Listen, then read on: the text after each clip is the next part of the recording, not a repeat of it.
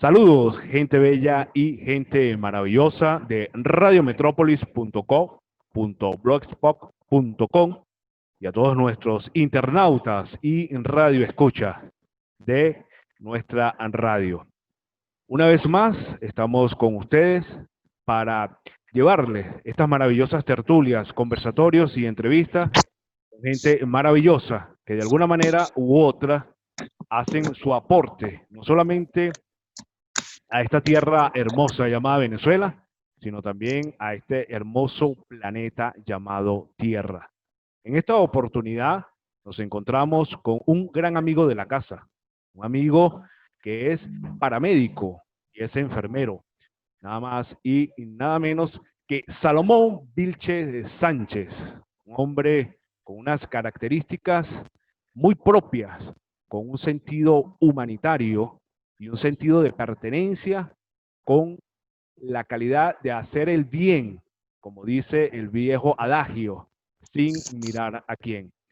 Salomón Vilches, un peruano, donde de alguna manera desarrolló sus estudios académicos, siendo bachiller y estudiando Derecho en Ciencias Políticas, pero también enfermería, un fuerte de Salomón. Ha realizado cursos como primeros auxilios en la Cruz Roja Peruana, primeros auxilios en la Defensa Civil Peruana, primeros auxilios en la Universidad Federico Villarreal, para todos los que nos están escuchando a través de la radio y para todos aquellos que nos están viendo a través de nuestro canal de YouTube. También hizo curso de identificación de arritmia, bomberos del Distrito Federal, zona rental. Señores, esto es en Caracas, Venezuela.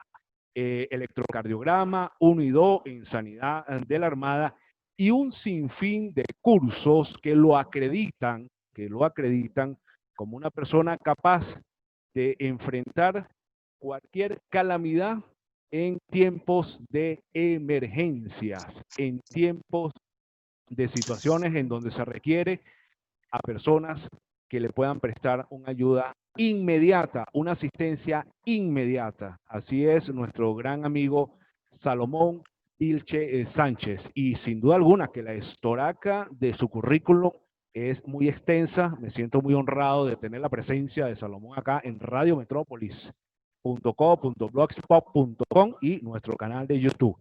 Pero en esta oportunidad queremos hablar con Salomón y le damos la bienvenida ante todo porque hay una situación que nos agarró no solamente a Venezuela y al Perú, sino al mundo entero con una pandemia.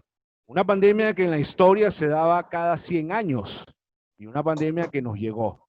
Como Salomón Vilche, con toda su experiencia de paramédico, enfermero y sobre todo como ser humano, interpreta y da lectura a esta pandemia, no solamente en Venezuela y Perú, sino en el mundo. Bienvenido, Salomón.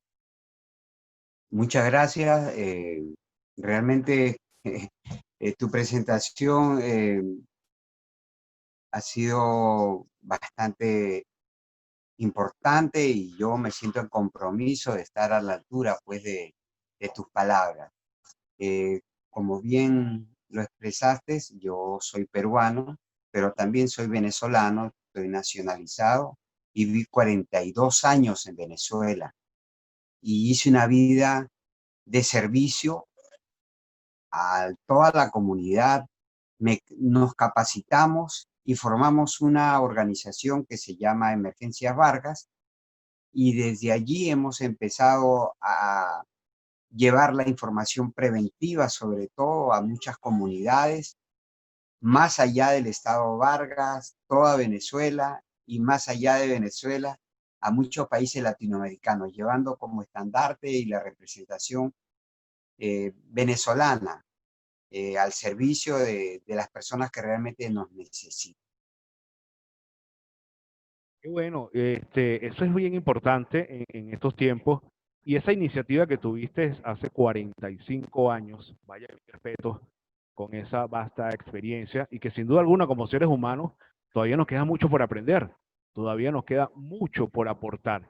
Y cuando hablamos de aportar, Salomón, ¿qué ha aportado Salomón desde sus conocimientos, desde sus aprendizajes en tiempos de calamidades? Por ejemplo, en Vargas, una historia.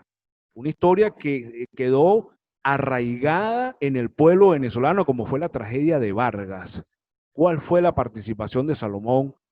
¿Cuál fue su aporte en función de una ciudadanía y un pueblo que estaba pasando por calamidades para las cuales nunca estaba preparado? El trabajo que hemos venido realizando nosotros por Emergencia Vargas, como otras organizaciones voluntarias que existen, a las cuales le debo mucho respeto y mucha admiración, desde la más pequeña organización eh, de, de rescate, de capacitaciones, organizaciones voluntarias, la Cruz Roja, Defensa Civil y otras más. El trabajo es poco para lo mucho que tenemos que hacer, y siempre mi recomendación es capacitarnos constantemente, actualizarnos y buscar herramientas didácticas para poder llegar de una mejor manera a la comunidad que necesita. Y no es solamente una vez, no, eso es algo constante hasta lograr formar una cultura preventiva en todo el mundo. No es nada más en La Guaira, en Caracas, Anzoátegui, no, en todo el mundo. La cultura preventiva de primar ante cualquier tipo de eventualidad. Lo estamos viendo en este momento. Es bien importante. Fíjate que acabas de decir algo que tenemos que recalcar, y es la cultura. La cultura, y la cultura viene bajo una formación académica, bajo una conciencia del ser humano, donde por conducta innata, y corrígeme por favor, Salomón, el ser humano busca su propia supervivencia ante una calamidad, ante una situación. Asumo que has tenido experiencias desde el punto de vista de ser socorrista, de ser paramédico.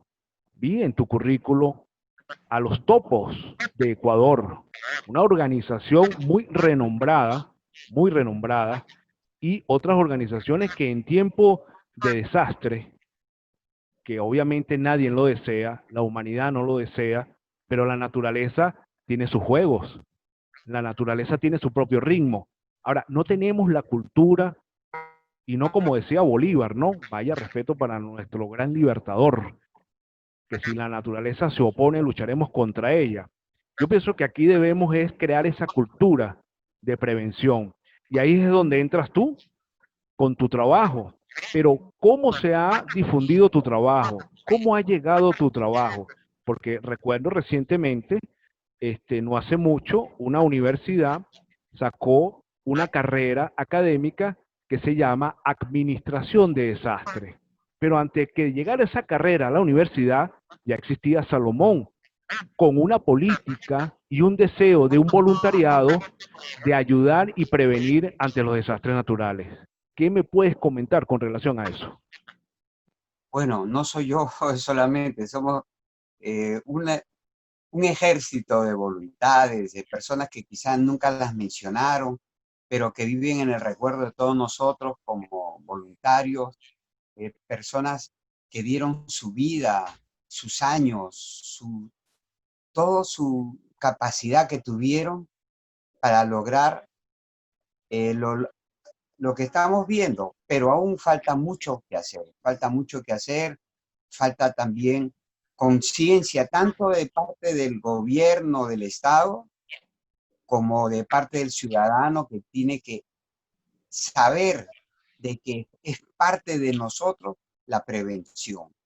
Para eso, bueno, hay muchos caminos que recorrer. Eh, Siempre traté de dejar en alto cuando estuve en México, que fui invitado para dictar 2 conferencias en relación a un tema que yo había investigado hace mucho tiempo, que se llama rescate en aplastamiento prolongado. Y a raíz de eso, pues ha crecido la, la investigación en relación a esa circunstancia, de que el rescatista no solamente es la persona que se introduce con ciertas técnicas a rescatar a una persona, sino que en el lugar donde se encuentre la persona lesionada o atrapada, se le pueda prestar el apoyo básico, elemental, para poder recién extraerlo bajo ciertas técnicas. Y así como yo, habemos muchos, no soy yo la única persona, somos un ejército de voluntades, de servicio.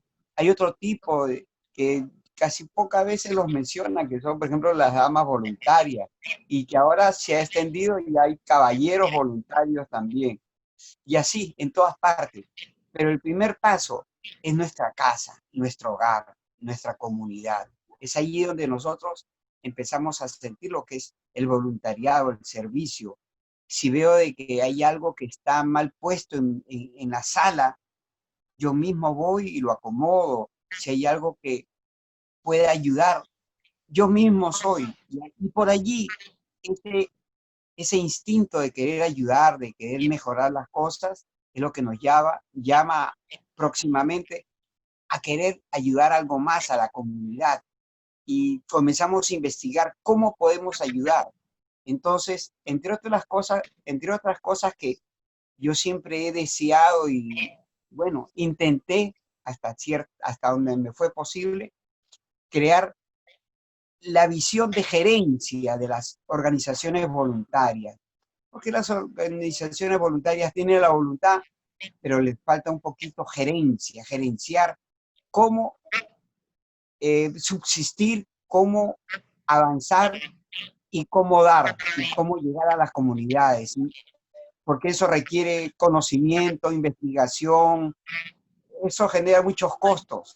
Y entonces hay que generar gerencia para que los voluntarios puedan desarrollar su visión de apoyo y de ayuda. Qué bueno, fíjate que hay algo bien importante y es la palabra voluntarios. Voluntarios es una condición que nace del ser humano. No está coaccionado, no está supeditado y no está obligado a prestar un servicio. Nace del propio ser, nace de ese voluntariado, que pocas veces es reconocido o son invisibilizados. Para todos los que nos están escuchando a esta hora por nuestra radio, estamos conversando con Salomón Vilche, nuestra amiga Rubí, a todos aquellos que nos están viendo por nuestro canal de YouTube. También está intentando conectarse, pero sabemos cómo es el medio de Zoom, cómo son los medios tecnológicos, cómo es la autopista. Y estamos haciendo referencia a al conversatorio que tenemos en función a lo que es el voluntariado, en función a lo que es el socorrista, en función a lo que debería ser la gerencia o la actitud ante un desastre o ante una calamidad. Y tenemos una calamidad, y creo que lo comentaba contigo tras bastidores, y debo decirlo con mucha responsabilidad, y es el COVID-19. Y el COVID-19, de alguna manera, está afectando al mundo entero. Pero más allá de lo que ya sabemos en las noticias, más allá de lo que vemos en los reportes, hay una atención inmediata. Y me decía Salomón que comenzaba desde casa, evidentemente. Y quiero compartir contigo si este bombero cumplía con las normas mínimas de seguridad, cómo se infectó con el traslado de un posible contagio de COVID-19. Bueno, muchos pensamos que con colocarnos una mascarilla, con lavarnos las manos, es suficiente. Nosotros, mucho más ahora, debemos ser exigentes. La palabra exigente me gustaría subrayarla y ponerla en mayúscula. Ser exigentes con nosotros mismos ante esta pandemia. Uno es un descuido. En el caso del amigo bombero, mis respetos para él y todo su cuerpo bomberil, es de que extremen las medidas, primero, en lo que se llama limpieza de arrastre. Es una limpieza que se realiza y que siempre ha debido utilizarse. Es una técnica para desinfectar y limpiar una ambulancia desde la parte más interna hacia la puerta. Pero eso tiene también una serie de características. Hay que estar protegido para hacer esa limpieza. Dos, ¿de dónde se hace esa limpieza? Ah, la hicieron en el cuartel bomberil. ¿Y esa agua dónde fue? A la alcantarilla, ¿dónde fue? ¿Ok? Yo he visto en Caracas, lástima que no tenía en esa época pues una cámara, de una empresa, una clínica que hacían, entre comillas, su limpieza a arrastre, que no había ninguna técnica A para esa través de limpieza. Zoom, ya te paso pero tienes que tener esto. Lo hacían en la esquina de la clínica. Imagínate, lo hacían en la esquina de la clínica, en la calle, como si tuvieran unas personas limpiando un carro. Ya, por ahí, imagínate. Me Oye, imagino que los bomberos es más delicado porque estrictos, pero ¿a dónde limpiaron esa ambulancia? Y eso es al entregar el paciente y al regresar también hay que volver a limpiarla. Ahora mucho más estricto. Sus medidas de protección, su distancia con la persona que va a trasladar, ¿tenía el equipo completo o solamente se protegió la nariz y las manos? La ropa se la cambió al llegar a su centro de bomberil, mucho más a su casa. Uno no sabe dónde es que se puede, al agarrar un dinero, al agarrar un lapicero, al llenar una planilla, en todo eso estamos en la posibilidad de contaminar. Entonces, yo aprovecho este momento y le quiero hacer una pequeña reflexión a todos, porque claro, ojalá por llegue supuesto, esta Salomón. información a las comunidades más lejanas. Para empezar, los adultos mayores, como quien le está hablando, somos las personas que tenemos menos posibilidades que una gente joven.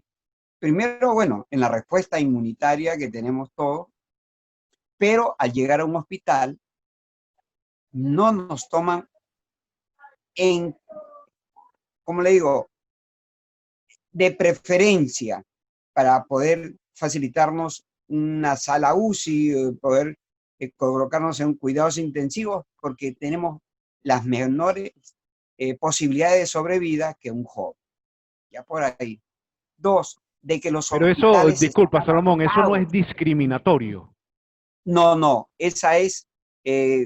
eso se viene realizando no de ahora, de siempre, porque esa es la fórmula.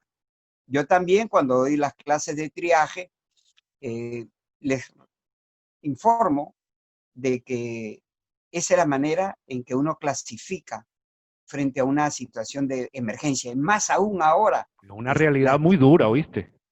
Esa es la realidad. Italia lo ha aplicado, España y todos los países lo están aplicando, ¿no? Eso no es una mentira, sino que ahora es que se está empezando a conocer ciertas realidades que siempre han sucedido y suceden, y es lógico que suceda así en nuestros hospitales. En Es algo tu que no sea experiencia bueno. disculpa tú, porque cabe la Sí, pregunta, en tu experiencia de socorrista, de paramédico, ¿te ha tocado tomar decisiones entre un adulto mayor y un joven? sí, fíjate bien, una de las clases que dicto es en función al triaje. Uno tiene que escoger, bueno, cuando no estamos en este tiempo de pandemia, escoge preferiblemente la gente adulta que sea trasladada de primera, los mayores, las mujeres, sobre todo si están embarazadas, y los niños, ¿ok? Pero cuando llegan al hospital, en el hospital se toma una medida que está respaldada, si se quiere llamar así, por la Organización Mundial de la Salud. ¿A quién vamos a Existe un ayudar? marco jurídico, ¿no?, que lo Sí, respalda. exactamente. Frente a una circunstancia. Pero también existen la contraparte, que es, por ejemplo, si es del gremio, muchas veces nosotros le damos preferencia a la gente del gremio de nosotros, eh, sea personal de salud, que sea personal de seguridad, policía, médicos, enfermeros, rescatistas, le damos las preferencias. Pero en términos generales, como está en esta circunstancia, es difícil ya, porque ya la cantidad no son 4, ni son 8, ni son 6. Son miles de personas que están necesitando esa atención en cuidados intensivos y no hay. Aparte de eso, de que ya los equipos, los insumos se van agotando, el personal ya, algunos se han enfermado, otros se han contaminado, algunos se han muerto y son poco el personal. O sea, es terrible. Y los equipos que hay que mantenerlos, los técnicos no están asistiendo. Entrar a un hospital significa ya un riesgo. O sea, todo esto lo podemos evitar simplemente si nosotros maximizamos la prevención. Ese es el punto de partida de lo que estamos conversando. Fíjate, la prevención, estoy totalmente de acuerdo contigo y justamente nosotros pregonamos, difundimos y ha sido una campaña perenne en función de todos nuestros hermanos. Y digo hermanos como seres humanos, indistintamente, porque es que el COVID no ve de alguna manera situación de clase social. He visto a través de los reportes de la Organización Mundial de la Salud y a través de los reportes de nuestro país Venezuela, joven de 20 años, adultos de 30 años, tengan o no enfermedades preexistentes, ¿ok? Porque ese es un aditivo que va de alguna manera a poner el cuadro mucho más crítico desde el punto de vista de la salud, ¿no?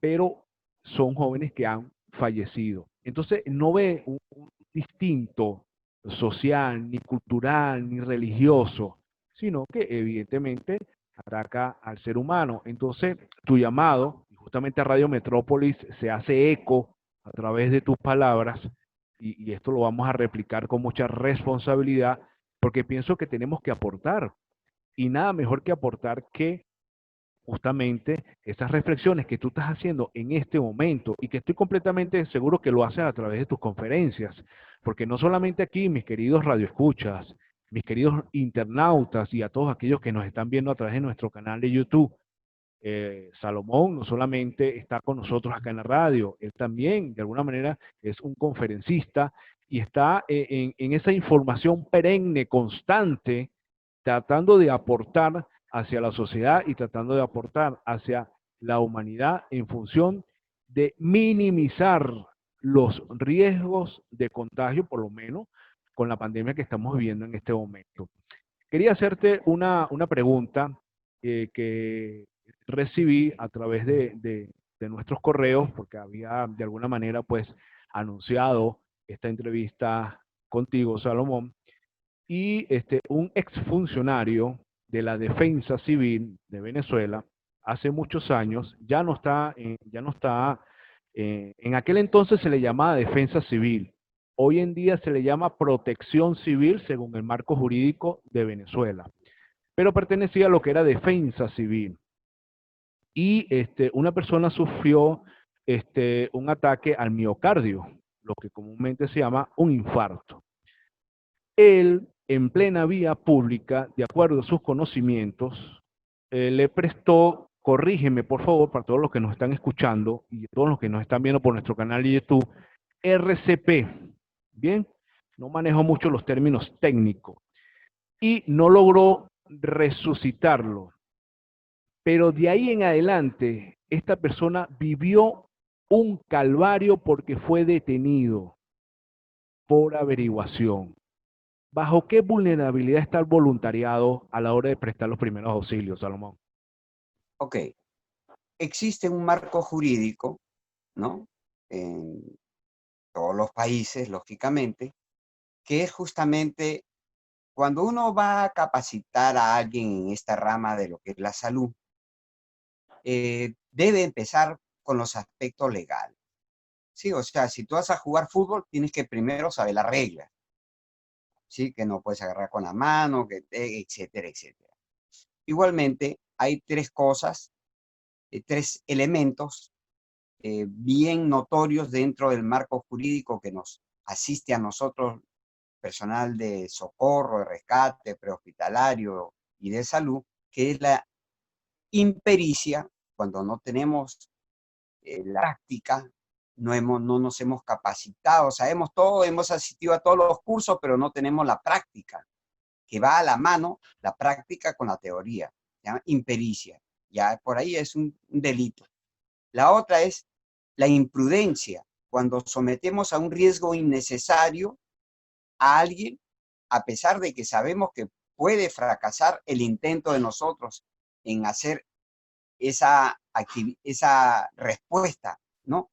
Exigiendo, por ejemplo, yo necesito trasladar a alguien que fue arrollado y colocarlo dentro de un vehículo para trasladarlo. Pero el vehículo no es el más adecuado, pues no es un camión que tiene una parte plana atrás, no es una camioneta que se le puede poner en la parte de atrás, sino que agarré y lo doblé y lo metí en el carro. Pero yo sabía de que esa maniobra no es la correcta, pero arriesgué. Entonces estoy cometiendo un delito. Ya sea con respuestas negativas o positivas o que no pase nada, pero lo estoy cometiendo. Y la peor de todas Muy es la delicado. negligencia. La peor de todas es la negligencia cuando en mi carácter de director de Emergencia Vargas no capacito a mi personal para que responda adecuadamente. No los proveo de los recursos de los equipos de EPP, equipo de protección personal. No los proveo de tal cosa. Entonces estoy cometiendo una negligencia. Pero sumado a lo que tú estabas comentando, siempre, lógicamente, de la investigación policial te van a citar, pero ahorita hay desde el año 2000 se activó el Código de Procedimientos Penales, el Código Orgánico Procesal Penal, en el cual Exactamente. está contemplada esa situación, salvo que la persona incurrió en estos delitos como que no hizo la maniobra adecuada, porque entonces allí puede ser de que, ok, usted tuvo la voluntad, explíqueme cuáles son las maniobras de RCP, ¿por qué le dio usted maniobra? ¿A qué velocidad le dio las compresiones? ¿Cuánto de profundidad? ¿Con qué ritmo? ¿Se detuvo? ¿No se detuvo? Entonces, ahí está la caída. ¿Ves? Por eso que hay que capacitar bien a las personas. Además, nosotros no tenemos un electrocardiograma para saber si tiene un infarto o realmente tiene una fibrilación ventricular. Simplemente hacemos la maniobra, las compresiones, a ver si tiene suerte de llegar con esas compresiones. Es una manera bastante primitiva de hacer llegar, movilizar la sangre que tiene la persona y que llegue algo oxigenada al cerebro hasta que llegue al hospital. Entonces, fíjate bien todas esas circunstancias. De repente le hizo las compresiones sobre el asiento del carro y el asiento del carro no permitía, como no era una superficie dura, no permitía que se comprima correctamente el tórax, lo que iba a dar la posibilidad de movilizar la sangre. Entonces, bueno, todas estas cosas que uno tiene que ir aprendiendo poco a poco.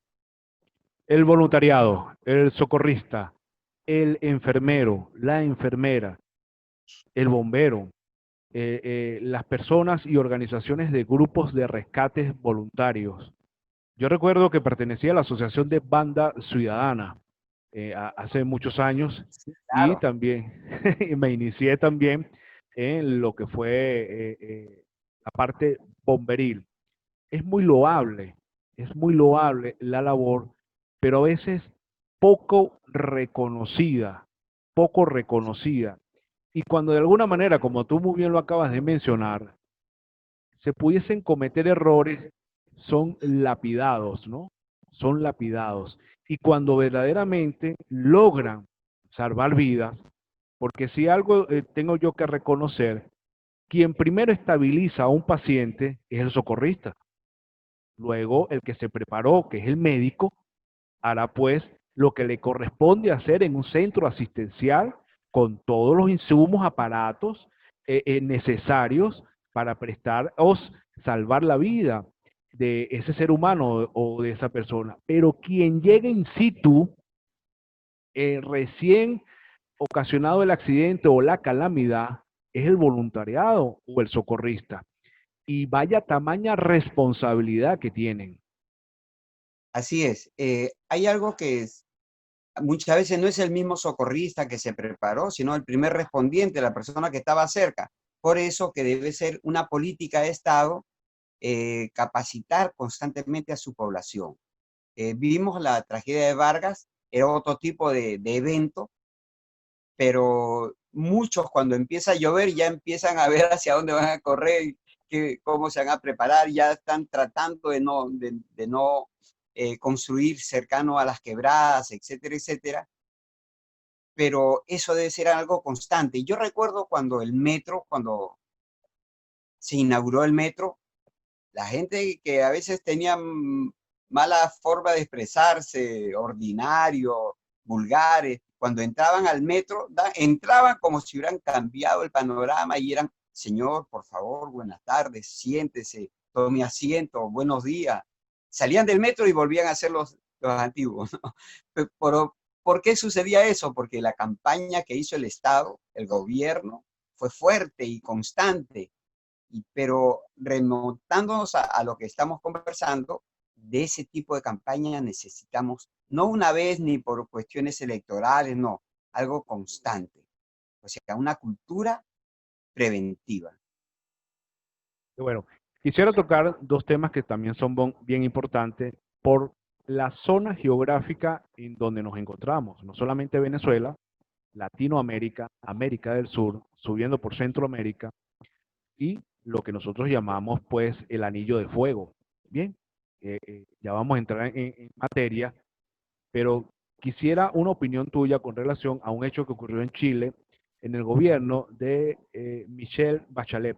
No recuerdo con exactitud la fecha. Hubo un movimiento sísmico que ocasionó un tsunami. Bien, los organismos encargados de Chile, encabezados por supuesto en aquel entonces por Bachelet, no sé si tenían defensa civil o protección civil o un organismo con un nombre diferente, eran los encargados de coordinar rescates y avisos tempranos de prevención.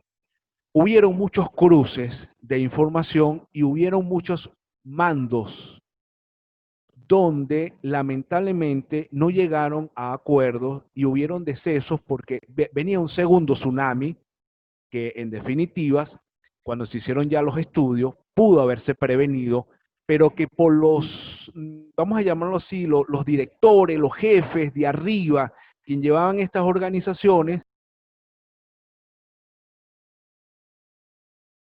de una manera cierta y veraz. ¿Cómo influye esto para que la población, de alguna manera, si estamos promoviendo la prevención, los organismos o las personas responsables, caramba, puedan tener una coherencia en lo que dicen y hacen con relación a las calamidades? Bueno, constantemente protección civil en el caso de Venezuela y defensa civil en otras partes y así los organismos que tienen que ver con la preparación, mitigación de desastres, deben de estar en constante capacitación y hacer constantes simulacros. Yo he visto que se gastan una cantidad enorme, para no decir otras cosas, en estos simulacros y es ahí, o sea, estos simulacros, aunque en el caso de algunas personas realmente es el sentir de ir preparándonos para ubicar fallas, para ver la capacidad de respuesta de nosotros, de nuestros equipos, nuestra comunidad, nuestras instituciones, etcétera, etcétera. Esa es la idea del simulacro. Pero hay otros que ven en el simulacro la forma de sacar dinero, entonces por ahí se pierden muchos recursos que deberían estar encaminados justamente a la prevención. Pero esto sucede, siempre hay algo que corregir. Así hayamos estado preparados casi toda la vida. Vemos el caso de Japón. Japón, cuando vino ese terremoto que lo siguió de un tsunami, Japón era pues un punto de referencia. punto de referencia en cuanto a la prevención. Había uno de los países con mayor prevención frente a este tipo de eventos. Sin embargo, fueron sorprendidos porque ellos nunca supusieron de que eh, los lugares donde están almacenando energía nuclear, creo que era, se llenaron de agua, de la misma agua que lo enfriaba, y eso pues fue un detonante terrible. Tuvieron que vivir también otra tragedia paralela. Incluso hubieron trabajadores y voluntarios que se ofrecieron sus vidas para tratar de enfriar ese, esa bomba nuclear que tenían allí, un aparato que El iba reactor, el reactor un nuclear. reactor nuclear que iba a causar mayor daño. Y eso no estaba previsto. O sea que los simulacros siempre nos traen algo nuevo, siempre es bueno, siempre es importante y hay que participar, porque las personas creen de que el simulacro es nada más una molestia, pero eso es lo que nos va a dar muchos resultados. Y eso pasó, pues justamente en Chile vemos de que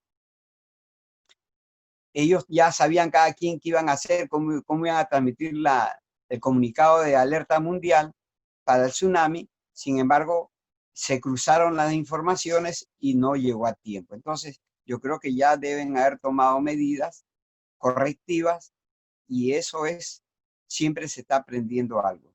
En tu opinión y en tu experiencia, en una calamidad o en un desastre natural, ¿quién debería tomar el mando?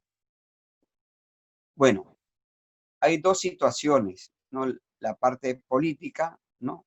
A través de sus organismos, sus organizaciones, como lo es Defensa Civil, y la parte también que corresponde a la constitución de muchos países, en el cual el ejército es el primer llamado. Lógicamente, también son negligentes muchos de ellos en no capacitar a su personal, porque piensan de que se van a colgar de otras organizaciones. Ellos también tienen que tener y coordinar con otras instituciones para que hagan un centro de operaciones adecuado a la dimensión del daño, de la tragedia, y puedan dar una respuesta, Una ¿no? sala Y luego, situacional. sí, un COE, pues. Fíjate, de hecho, yo vi en tu currículum que has dictado talleres y cursos al personal militar, ¿bien? Al personal militar. Y hay una organización que es la Cruz Roja, que su génesis se da, pues, por todos conocido en la historia, por nuestras guerras anteriores, pero que su ámbito de aplicación, nadie mejor que tú lo puede explicar, que ha sido miembro de la Cruz Roja y que en estos momentos la Cruz Roja está formando un papel importante en la prevención del COVID y con un voluntariado que de alguna manera se está haciendo presente. Hay un dato curioso que lo estuve viendo en la página de la Cruz Roja en estos momentos, no en las grandes ciudades, sino el voluntariado en las periferias. Ejemplo, Apure, el estado Apure en Venezuela, Barinas, y hay un voluntariado de la Cruz Roja que está haciendo un trabajo excelente con relación al COVID-19. Mira, la Cruz Roja es el punto de referencia a nivel, no solamente de Venezuela, a nivel mundial, por sus componentes. O sea, su ejército de voluntarios es un semillero para las respuestas ante cualquier tipo de emergencia. Muchas veces no son las personas, depende de los países.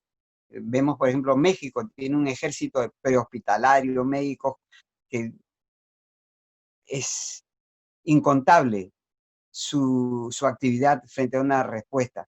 Pero hay otros casos que el voluntario es el que ayuda, el que tramita, el que gestiona, el que administra.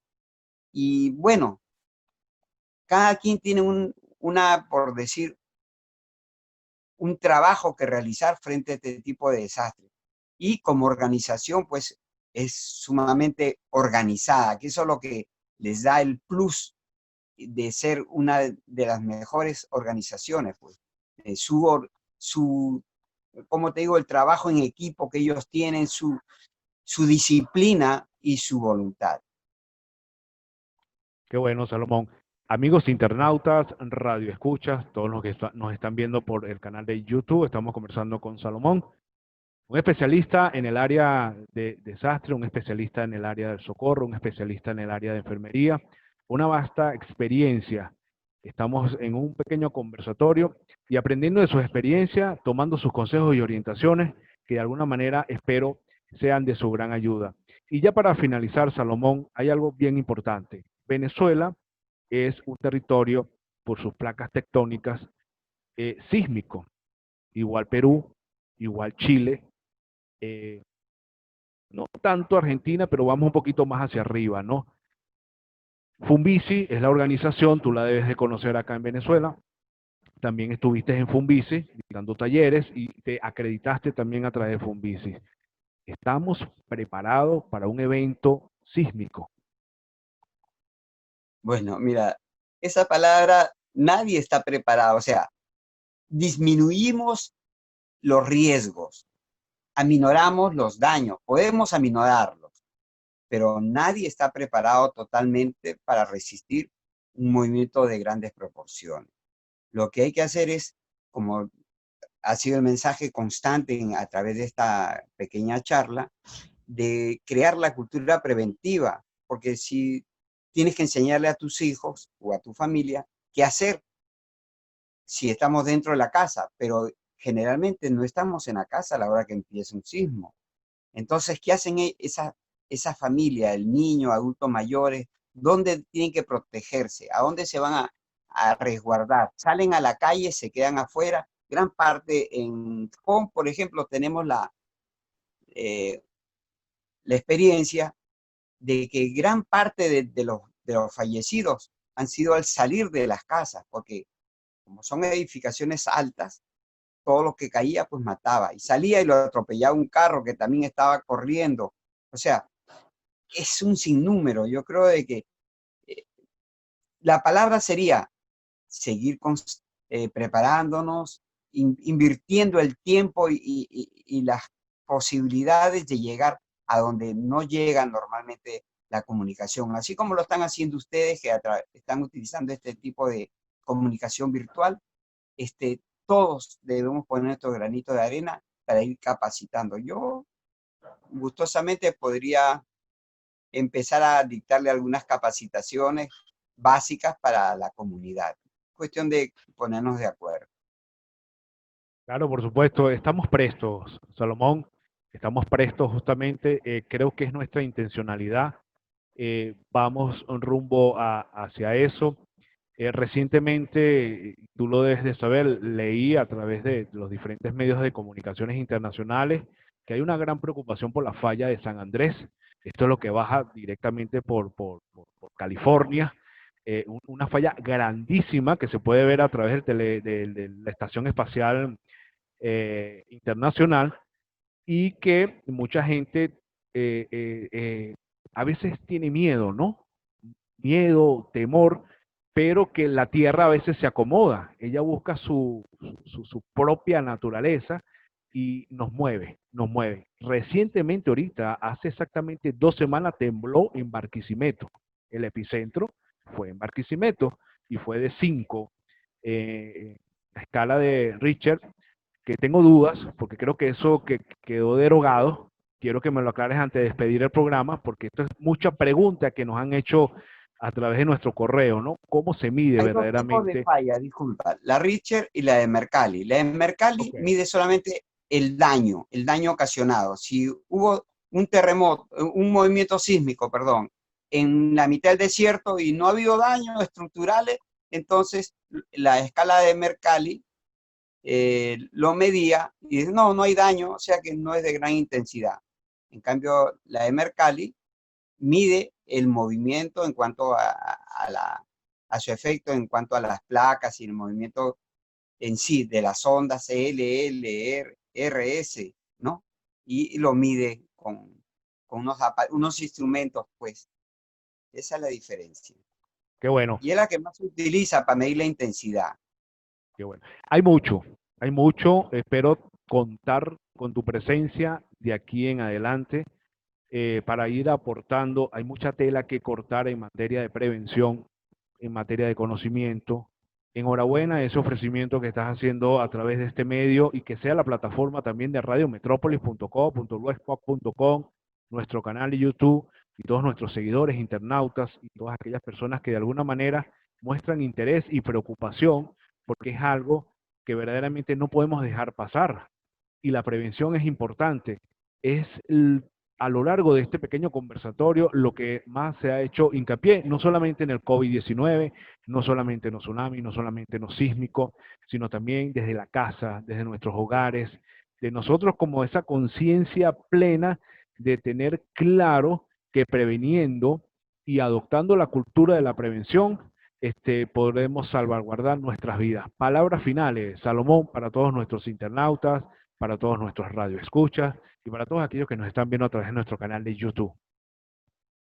Bueno, primero que nada quiero agradecer la invitación que me hicieron ustedes para poner sobre las IES algunos puntos, algunas situaciones que desconocemos, no todos sabemos toda la realidad, pero que valga esta oportunidad para empezar a fortalecer pues la cultura preventiva, que bien nos va a llevar a llevar una vida con más cuidado, con más oportunidades que si no las tenemos. En la casa hay gente que, por ejemplo, se descuidan. Yo dicto unas charlas, unos cursos en relación a la quemadura, prevención de quemadura en los niños y en los adultos. Y es importantísimo. A veces uno no le toma la importancia, pero sabemos todas las consecuencias que conlleva un gran quemado, una persona quemada en grandes proporciones, si es en su cara, en sus vías respiratorias. Eh, es terrible las secuelas que deja una quemadura, tan solo con haber prevenido y podríamos haberla evitado. Ahora que Los tocaste fallecimientos, las quemaduras, y no lo quiero dejar pasar porque esto es bien importante. Hace exactamente 20 días, en la vía hacia Bogotá, en Colombia, un camión cisterna de gasolina, creo que viste en las noticias. sí, Lo que quiero es esto que acabas de decir en este momento, porque ya es conocido por el mundo, porque esto recorrió el mundo, Radio Metrópolis reseñó la noticia, pero lo curioso que ayer, que estaba siguiendo la noticia, de los 47 que sufrieron quemaduras, en el momento de la explosión, 7 seres humanos murieron in situ. El resto es trasladado de emergencia. Pero lo que me causa curiosidad y preocupación es que de los 47 ya murieron casi 43. O sea, que no sobreviven a las quemaduras. Por favor, sí. dile a nuestros Fíjate bien, radioescuchas cómo es esto. aquí en Lima hace unos 6 meses hubo algo parecido.